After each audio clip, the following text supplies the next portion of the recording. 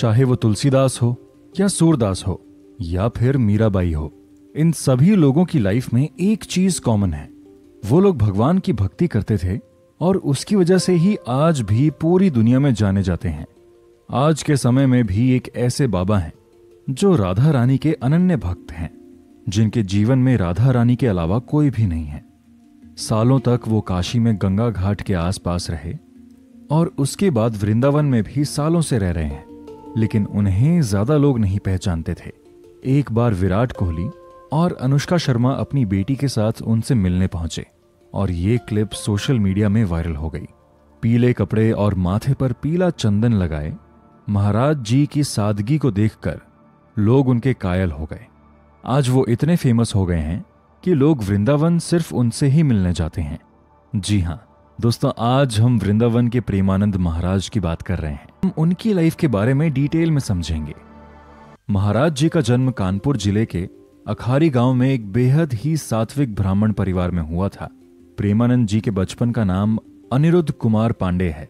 उनके घर का पूरा माहौल ही भक्ति भाव से भरा हुआ था। उनके दादाजी ने संन्यास ग्रहण किया था, फिर उनके पिताजी श्री शंभू पांडे ने भी बाद के दिनों में संन्यास ग्रहण कर लिया था। वहीं उनकी माता श्रीमती रमा देवी भी भगवान की भक्ति में ही लीन रहती थी। माता और पिता दोनों मिलकर संतों की सेवा किया करते थे।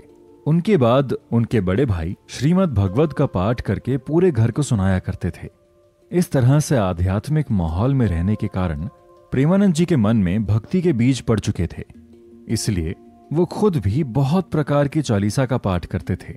जब वो महज 5वीं क्लास में थे तो उन्होंने गीता प्रेस प्रकाशन की श्री सुख सागर गीता पढ़ना शुरू कर दी थी। इन सब चीजों की वजह से ही कच्ची उम्र में ही उनके मन में लाइफ को लेकर बहुत से सीरियस सवाल आने लगे थे। उनकी लाइफ का पर्पस क्या है? अगर उनके माता पिता मर गए तो उन्हें प्यार कौन करेगा? क्या उन्हें कोई हमेशा प्यार कर सकता है? उन्हें अपने स्कूल लाइफ पर भी डाउट होने लगा। उन्होंने खुद से क्वेश्चन किया कि क्या स्कूल जाकर उनके स्पिरिचुअल गोल कंप्लीट हो सकते हैं? इन सभी क्वेश्चंस के आंसर्स जानने के लिए उन्होंने श्री राम जय जय राम और श्री कृष्ण गोविंद हरे मुरारी जाप करना शुरू कर दिया। 9वीं कक्षा तक आते आते उनके अंदर स्पिरिचुअल एनलाइटनमेंट की भावना इतनी ज्यादा आ चुकी थी कि उन्होंने अपनी पूरी लाइफ भगवान के लिए डेडिकेट करने के लिए सोचा। उन्होंने इसके लिए घर भी त्यागने का फैसला लिया। उन्होंने ये बात अपनी मां को बताई और जब उनके पिताजी को ये बात पता चली तो उनके पिताजी उनको एक गुरुदेव के पास लेकर गए। उन गुरुदेव ने कहा कि सिर्फ 1 हफ्ता इस बालक को मेरे पास छोड़ जाओ। सिर्फ 1 सप्ताह बाद ही ये भाग कर घर वापस आ जाएगा और अगर ये वापस नहीं गया तो मैं इसे मंत्र दे दूंगा। पूरे 1 सप्ताह तक गुरुदेव उन्हें हर प्रकार के आश्रम के काम करवाते थे, चाहे वो खाने का इंतजाम करना हो या रात को सोने का प्रबंध। लेकिन जब आश्रम में कहीं से खाने के लिए पेड़े या दूसरी मिठाई आती थी तो उसमें से एक भी उन्हें नहीं दी जाती थी। उन्हें सिर्फ दिन में 1 बार शाम के समय खाने की अनुमति थी। दरअसल गुरुदेव को ऐसा लगता था कि ऐसा करने से प्रेमानंद जी डर जाएंगे और वापस घर चले जाएंगे, लेकिन वो अपनी धुन के पक्के थे। उन्होंने तय कर लिया था कि उन्हें भगवान की भक्ति करके ही पूरी जिंदगी गुजारनी है। इसलिए पूरे 7 दिनों वो पूरी शिद्दत से हर काम करते रहे। 7 दिन के बाद गुरुदेव ने प्रेमानंद जी को एक मंत्र दिया, लेकिन वो सिर्फ यहां ही नहीं रुके। उसके बाद उन्होंने प्रेमानंद जी को दोपहर में बुलाकर एक श्री कृष्ण जी का भी मंत्र दिया।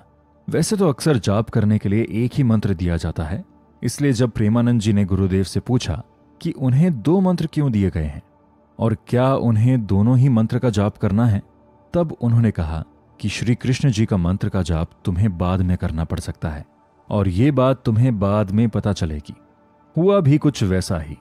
लाइफ के काफी साल गुजारने के बाद प्रेमानंद जी जब कृष्ण और राधा जी के प्रति आकर्षित हुए तो वो उसी मंत्र का जाप करने लगे। इस तरह से उनके गुरुदेव की बात सही साबित हुई। जब उनकी उम्र सिर्फ 13 साल की थी तभी उन्होंने एक टफ डिसीजन लिया। वो रात को 3 बजे अपना घर छोड़कर भाग गए। काशी जाने के बाद एक बार उनके पिताजी उन्हें वापस ले जाने के लिए भी आए, लेकिन वो अपने डिसीजन पर कायम रहे। वो सिर्फ और सिर्फ भगवान को अपना मानना चाहते थे। इसीलिए उनके पिता ने उन्हें कहा कि तुम्हारे बारे में कुछ भी गलत सुनने में नहीं आना चाहिए। तब उन्होंने अपने पिता को प्रॉमिस किया कि वो कभी भी गलत रास्ते पर नहीं चलेंगे। इस प्रकार से अपने बचपन में ही प्रेमानंद जी घर छोड़कर काशी आ गए थे। काशी आकर सबसे पहले प्रेमानंद जी ने जब नैष्ठिक ब्रह्मचर्य लिया तो उनका नाम आनंद स्वरूप ब्रह्मचारी रखा गया। बाद में उन्होंने संन्यास भी ले लिया, जिसमें उनका नाम स्वामी आनंद आश्रम रखा गया। प्रेमानंद जी ने लगभग अपना आधा जीवन काशी में ही गुजारा था। वहां वो गंगा जी के घाट के किनारे रहा करते थे। वो दिन में 3 बार गंगा जी में स्नान करते थे और भूख लगने पर पास में ही भिखारियों के बीच में बैठकर भिक्षा ग्रहण करते थे। ऐसा भी वो सिर्फ दिन में 1 बार कुछ समय के लिए करते थे। इतने समय में अगर उन्हें कोई कुछ दे गया तो ठीक, वरना वो दिन भर भूखे ही रहते थे और सिर्फ गंगा जल पीकर ही काम चलाते थे। वो कई दिनों तक उपवास भी करते थे। ऐसे में उन्हें ना अपने कपड़ों की परवाह होती थी और ना खाने की। वो बस परम ब्रह्मा की साधना में ही लगे रहते थे। कहते हैं कि सालों की साधना के बाद उन्हें शिव जी का आशीर्वाद भी मिला था। एक दिन प्रेमानंद जी रोज के नियम अनुसार तुलसी घाट पर बैठकर ध्यान लगा रहे थे। तभी उन्हें ध्यान में ही विचार आने लगा कि वृंदावन कैसा होगा, वहां के लोग कैसे होंगे। वैसे तो वो शंकर भगवान का ध्यान लगाते थे। ऐसे में श्री कृष्ण की नगरी वृंदावन के बारे में उन्होंने ज्यादा नहीं सोचा और ये बात गुजर गई। लेकिन एक दिन वापस से जब वो ध्यान कर रहे थे तो एक साधु उनके पास आए, जिन्हें वो नहीं जानते थे। वो उन्हें बोले कि भाई जी, श्री राम शर्मा आचार्य ने काशी के कॉलेज में कुछ धार्मिक क्रियाक्रम का आयोजन किया है और जिसमें दिन में श्री चैतन्य लीला और रात में रास लीला का मंचन होगा। ऐसे में आपको भी साथ चलना चाहिए। प्रेमानंद जी को अकेले रहना ही पसंद था और भीड़ भाड़ में जाना बिल्कुल भी पसंद नहीं था। इसलिए उन्होंने उस साधु को कहा कि आप चले जाइए, मुझे जाने की जरूरत नहीं है। लेकिन वो साधु फिर बोले कि श्रीधाम वृंदावन से लीला करने कलाकार आए हैं, ऐसे में उन्हें भी साथ में चलना ही चाहिए। लेकिन फिर से प्रेमानंद जी ने मना कर दिया। लेकिन प्रेमानंद जी को लगा कि ये महात्मा इतना जिद क्यों कर रहे हैं, जरूर इसके पीछे भगवान शंकर की कोई इच्छा होगी। ये सोचकर वो उनके साथ चले गए। दिन के समय श्री चैतन्य लीला चल रही थी।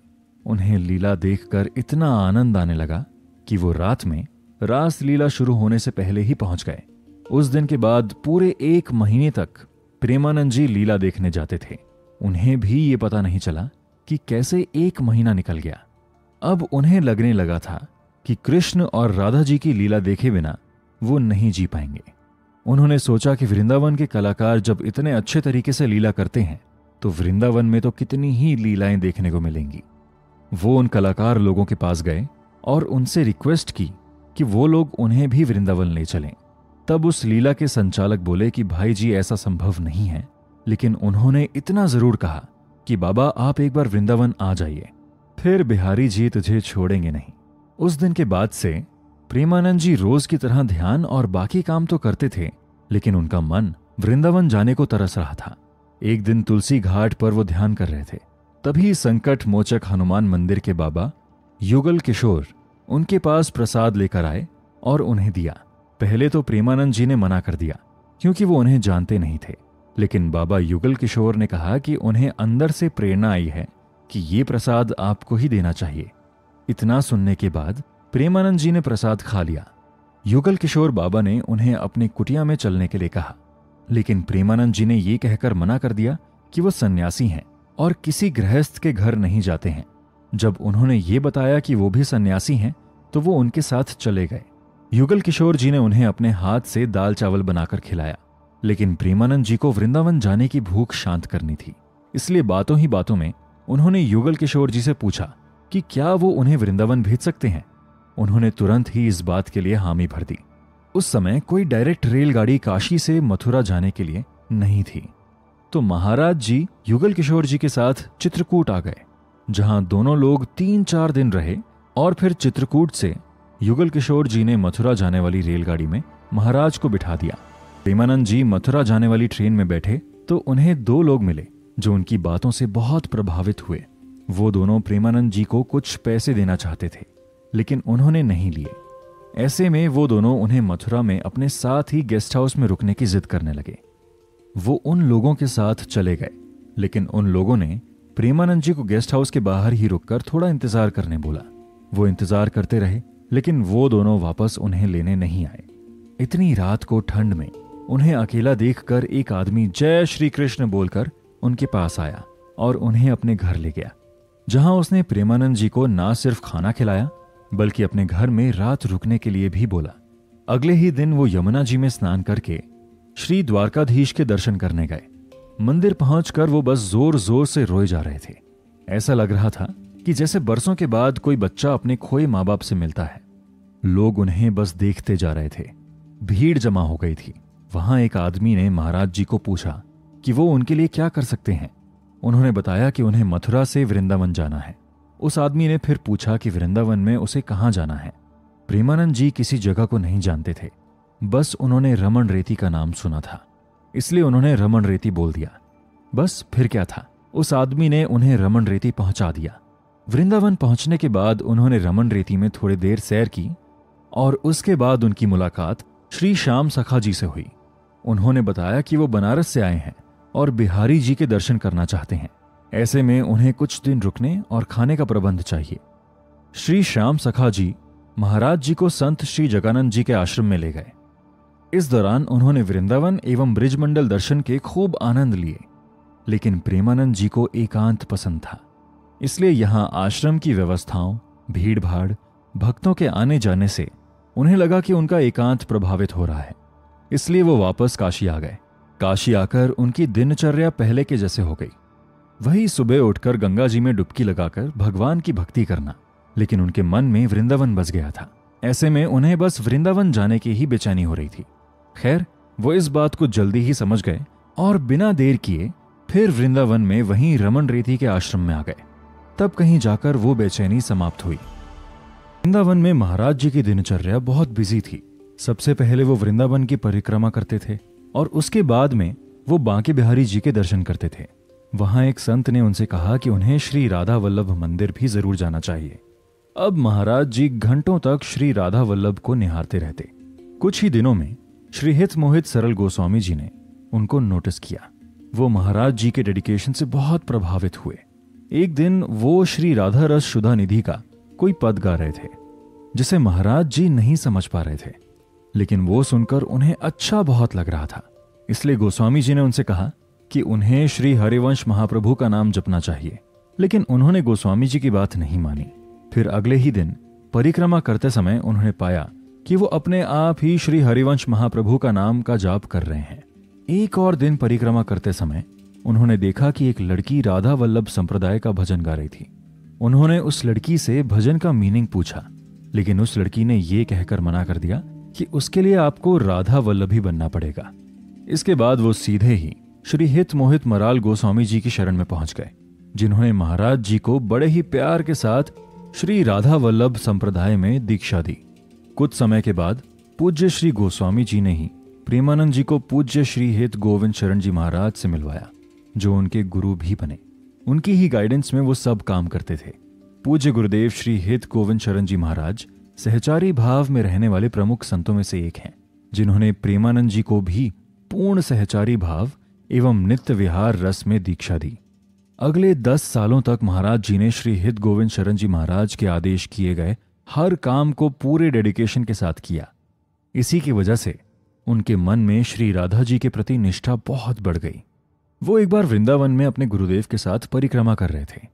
रास्ते में थकान दूर करने के लिए एक पेड़ के नीचे दोनों बैठ गए। तभी गुरु का आदेश हुआ कि माधुकरी, जिसे भिक्षा भी कहते हैं, मांग कर लाओ।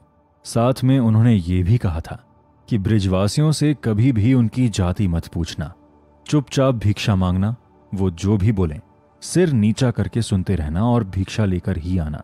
ऐसा इसलिए क्योंकि समस्त ब्रिजवासी कोई सामान्य मनुष्य नहीं है, और यदि इनकी झूठन भी मिल जाए तो भी सब अच्छा ही हो जाएगा। आदेश पाकर प्रेमानंद जी महाराज एक घर जाकर भिक्षा मांगने लगे तो एक महिला ने आकर एक रोटी पर प्याज की चटनी रखकर महाराज जी के हाथों में रख दी। तभी अचानक उस घर के अंदर से एक सूअर निकला, क्योंकि वो महिला अपने घर में सूअर पाले हुए थी। ये देखकर महाराज जी बहुत ही अनकंफर्टेबल हो गए और चुपचाप अपने गुरुजी के पास आकर सारी बात बताई।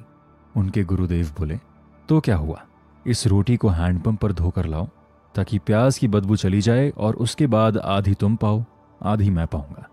महाराज जी बताते हैं कि उसी दिन से मेरे अंदर सारे अहंकार एवं उच्च जाति की सारी विचारधारा का नाश हो गया। तो कुछ ऐसे थे इनके गुरुदेव।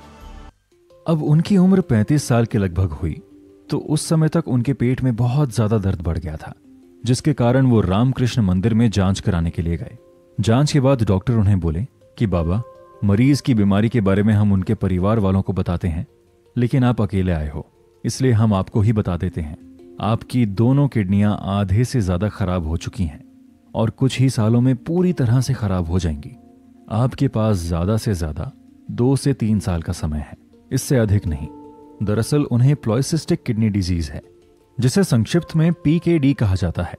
उन्होंने तय कर लिया था कि शायद यही भगवान की मर्जी हो, लेकिन जितना समय है मस्ती से भजन करेंगे। आज इस बात को 18 से 19 साल हो गए, लेकिन उन्हें कुछ नहीं हुआ। वैसे उन्हें रोज ही डायलिसिस कराना पड़ता है, लेकिन फिर भी वो सबको अपना पूरा टाइम देते हैं, चाहे वो सुबह की परिक्रमा हो या सबसे बारी बारी से मिलना। उनकी बीमारी किसी भी तरीके से उनके दिनचर्या को प्रभावित नहीं करती है। आज उनके हजारों भक्त उन्हें अपनी किडनी देना चाहते हैं, लेकिन वो अपने लिए किसी को भी कष्ट नहीं देना चाहते हैं।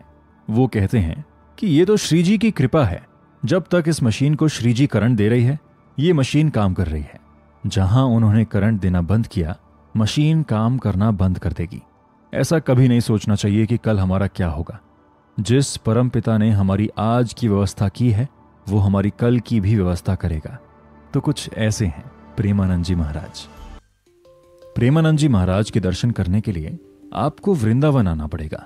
अगर आप ट्रेन से आ रहे हैं तो मथुरा रेलवे स्टेशन में उतर सकते हैं।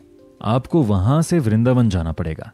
वहां आपको रात के 2 बजे से 4 बजे के आसपास परिक्रमा मार्ग पर वो दूसरे साधाओं के साथ परिक्रमा करते मिल जाएंगे। यहां हजारों लोग सुबह उनके दर्शन करते हैं। उनके आश्रम का नाम श्री हित राधा कोली कुंज है, जो कि भक्ति वेदांत हॉस्पिटल के पास है। वहां पर वो आपको सुबह 4 बजे से 5:30 बजे तक सत्संग करते हुए मिल जाएंगे। इसके बाद आरती होगी। इसके अलावा हम महाराज जी से क्वेश्चंस भी कर सकते हैं, जिसे एकांतिक वार्तालाप कहा जाता है। ये बिल्कुल ही निशुल्क है, जिसमें शामिल होकर आप अपने मन की जिज्ञासाओं व समस्याओं का समाधान सीधे तौर पर महाराज जी के सामने बैठकर कर सकते हैं। महाराज जी भी बड़े प्यार से भक्तों द्वारा पूछे गए सवालों का श्री जी की प्रेरणा से जवाब देते हैं। ऐसे ही सवाल जवाब को हम अक्सर सोशल मीडिया में देखते हैं। इस शो से हमने सीखा कि अगर सच्चे मन से खुद को भगवान की भक्ति में लगाकर दुनिया के काम करते हैं तो भगवान हर टफ सिचुएशन से हमें प्रोटेक्ट करते हैं और हमें हर वो चीज बिना मांगे ही दे देते हैं जिसकी हमें